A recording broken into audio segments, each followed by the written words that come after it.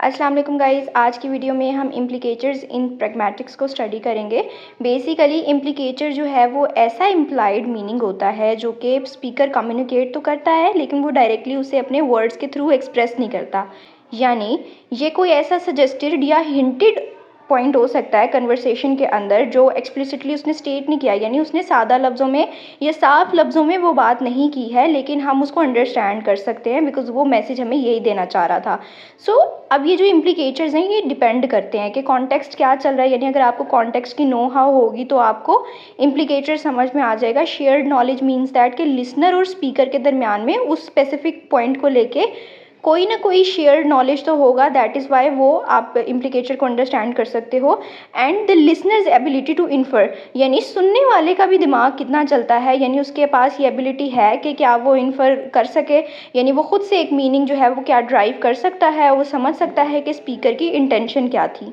एक basic definition देखें इम्प्लिकेचर की तो बेसिकली ये एक ऐसा प्रोसेस है या फिर एक ऐसा आउटकम या रिज़ल्ट है जिसमें हम स्पीकर के थ्रू एक मैसेज जो कन्वे किया होता है उसको समझने की कोशिश करते हैं और लिटरल मीनिंग के बियॉन्ड, यानी आपको जो स्पीकर ने एक सेंटेंस कहा है, स्टेटमेंट कही है, उसके लिटरल मीनिंग से हटकर हम इम्प्लिकेचर उसकी टोन या स्पेसिफिक चीज़ों में फाइंड करेंगे।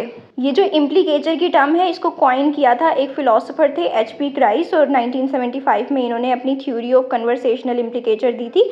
उसमें इन्होंने ये पॉइंट मेंशन किया और कॉइन किया इस टर्म को। इसे हम एक एग्जांपल के थ्रू समझते हैं कि हमारा स्पीकर ए कह रहा है कि will Sara come to the party tonight. Speaker B आगे से रिस्पॉन्ड कर रहा है और वो कह रहा है कि she has to work early tomorrow. अब उसने डायरेक्टली ये नहीं कहा कि पार्टी में सारा आएगी या नहीं आएगी, लेकिन अगर उसको मॉर्निंग में जल्दी काम करना है तो फिर यहाँ से हम एक मीनिंग इम्प्लाइड कर सकते हैं कि मे बी सारा पार्टी में नहीं आएगी। लिटरल मीनिंग तो यही है कि सारा ने कल काम करना है, बट इम्प्लाइड मीनिंग फिर यहाँ पे इम्प्लिकेचर कुछ और हो गया। इन इम्प्लिकेचर्स की दो टाइप्स होती हैं। एक होती है कन्वेंशनल इम्प्लिकेचर, जिसका मतलब ये है कि मीनिंग जो है वो अटैच है स्पेसिफिक वर्ड से, यानी हम जैसे कोड वर्ड्स होते हैं, हमें आइडिया होता है कि ये वर्ड इस चीज़ को रेफर कर रहा है, या फिर कोई ना कोई एक्सप्रेशंस ऐसे होंगे रिगार्डलेस ऑफ कॉन्टेक्स्ट, यानी आप इसमें कॉन्टेक्स्ट इतना मैटर नहीं करता।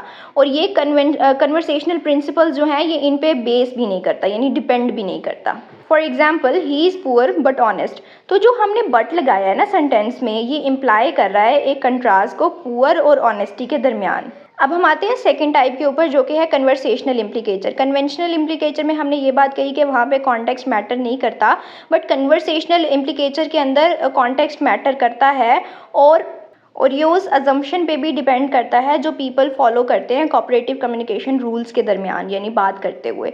तो ये जो टॉपिक है ऑब्वियसली ग्राइस ने दिया, उन्होंने अपना एक कोऑपरेटिव प्रिंसिपल प्रपोज किया। अब वो उस प्रिंसिपल के अंदर वो कहते हैं कि make your conversational contribution such as it required, यानी जितनी ज़रूरत है उतनी बात करें at the stage at which it occurs, यानी जिस कॉन्टेक्स्ट की बात है, जिस स्टेज की बात है, वहीं की बात आप वहीं पे करें बाय द एक्सेप्टेड पर्पज़, और यानी आपका पर्पज़ क्या है या जो एक्सपेक्ट किया जा रहा है वो पर्पज़ क्या है, और direction of the talk exchange, यानी आपकी टोन क्या चल रही है, टॉक की डायरेक्शन क्या उसी डायरेक्शन में है जिस पे आप बात करने वाले थे, या फिर आप बात को घुमा के किधर से किधर ले गए। इसी कोऑपरेटिव प्रिंसिपल में ग्राइस ने 4 मैक्सिम्स ऑफ कन्वर्सेशन डेवलप किए। उन्होंने बताया जिनमें सबसे पहले मैक्सिम ऑफ क्वांटिटी है।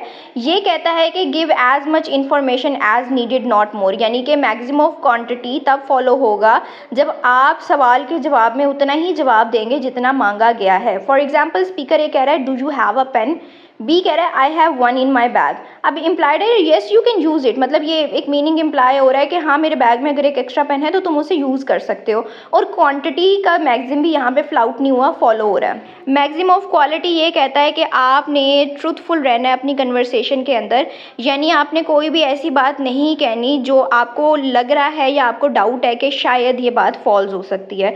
फॉर एग्जाम्पल स्पीकर ये कह रहा है इज़ द प्रोफेसर गुड, तो बी आगे से कह रहा है well he is always on time, यानी मीनिंग इम्प्लाई हो रहा है कि मे बी वो एक गुड टीचर नहीं है बट वो टाइम पे तो आते हैं। देन मैक्सिम ऑफ रिलेशन, जिसमें हम ये देखते हैं कि स्पीकर ए और स्पीकर बी की बात के अंदर, डायलॉग के अंदर क्या रेलिवेंस है या नहीं है, यानी टॉपिक से आप रेलिवेंट होकर बात करें या नहीं करें। फॉर एग्जांपल स्पीकर ए कह रहा है हाउ वाज द मूवी, अब बी कह रहा है the popcorn was good.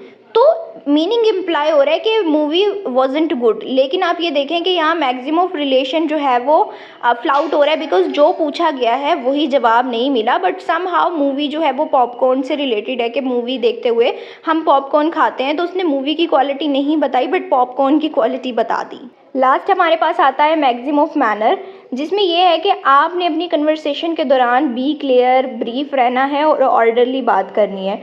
For example speaker ये कह रहा है या पूछ रहा है डिड यू लाइक हर, तो बी कह रहा है वेल शी इज़ डिफरेंट। तो इम्प्लाई ये किया जा सकता है कि may be she is not like, वो डिफरेंट तो है बट मे बी उसको वो पसंद नहीं करता। अब हम समझते हैं कि इम्प्लीकेचर्स बेसिकली ज़रूरी होते क्यों हैं। तो ये जो है ना मीनिंग बता रहे हैं कन्वर्सेशन का, जो लिटरल वर्ड से हट कर है, यानी बात थोड़ी कही जा रही है लेकिन आप उसके पीछे छुपे मतलब को, इन बिटवीन लाइंस क्या आप वो कहना चाह रहे हैं, आप उसको अंडरस्टैंड कर सकते हैं। अब यही की है कि आप ह्यूमर को इसी तरह अंडरस्टैंड करते हैं, किसी बात के अंदर आयरनी को इसी के थ्रू समझते हैं, सरकाज़म हो गया या पोलाइटनेस होगी, आप इन्हीं के थ्रू अंडरस्टैंड करते हैं। अब ये जो इम्प्लीकेचर का टॉपिक है ये बेसिकली हमें इनडायरेक्ट स्पीच को, इनडायरेक्ट स्पीच एक्ट्स जो होते हैं उनको भी इंटरप्रेट करने में काफ़ी ज़्यादा हेल्प करता है कि हम देख लें कि सजेशन है या रिफ्यूजल है।